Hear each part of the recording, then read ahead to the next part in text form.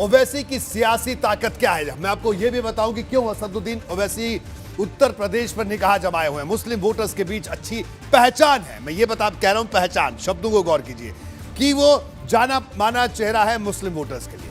मुस्लिम बहुल इलाकों में लड़ने की तैयारी भी कर रहे हैं और 100 सीटों पर लड़ने का ऐलान असदुद्दीन ओवैसी ने किया है।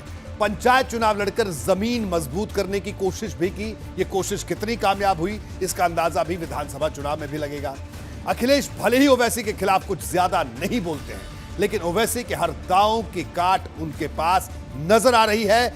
कैसे आई वो भी मैं आपको समझाता हूं, वो भी आपको बताता हूं। जी हां, ओवैसी के लिए मुस्लिम वोट बैंक सबसे मजबूत समीकरण है, जबकि सपा के लिए यादव और मुस्लिम का समीकरण सबसे मजबूत समीकरण है।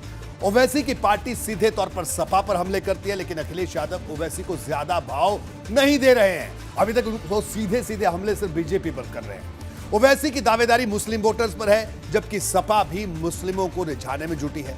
ओवैसी ने ओम प्रकाश राजभर से हाथ मिलाया था, लेकिन राजभर को अखिलेश पहले ही अपने साथ लेकर चले गए, यानी सीधे तौर पर ओवैसी को झटका दे दिया।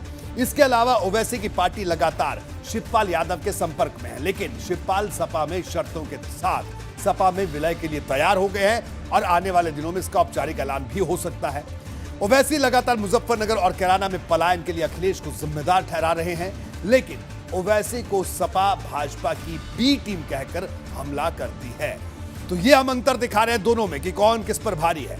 असदुद्दीन ओवैसी की एआईएमआईएम ने पिछले विधानसभा चुनाव में भी किस्मत आजमाई थी, तब उनको बुरी तरह हार का सामना करना पड़ा था। ये बात भी आपको समझनी चाहिए। 2017 चुनाव में एआईएमआईएम का प्रदर्शन की अगर हम बात करें तो 38 सीटों पर चुनाव लड़ा, किसी भी सीट पर जीत दर्ज नहीं हुई। 37 सीटों पर जमानत जब्त हुई। 13 सीटों पर एआईएमआईएम चौथे नंबर की पार्टी थी। कुल वोट मिले 2,04,142। कुल वोट प्रतिशत 0.24%। जिन 38 सीटों पर चुनाव लड़ा वहां मिले 2.46% वोट। 38 उम्मीदवारों में 3 गैर मुस्लिम थे। 38 में एक दलित महिला को भी उम्मीदवार ओवैसी ने बनाया था। तो ये ओवैसी का पिछले चुनाव का प्लान था।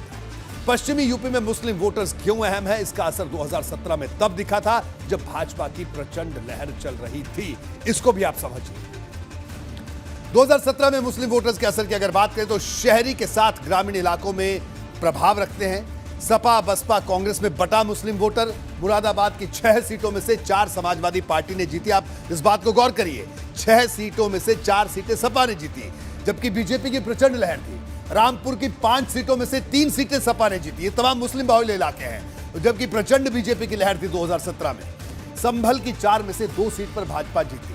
सहारनपुर की 7 सीटों में 2 कांग्रेस और 1 समाजवादी पार्टी ने जीती। तो ये 2017 की तस्वीर।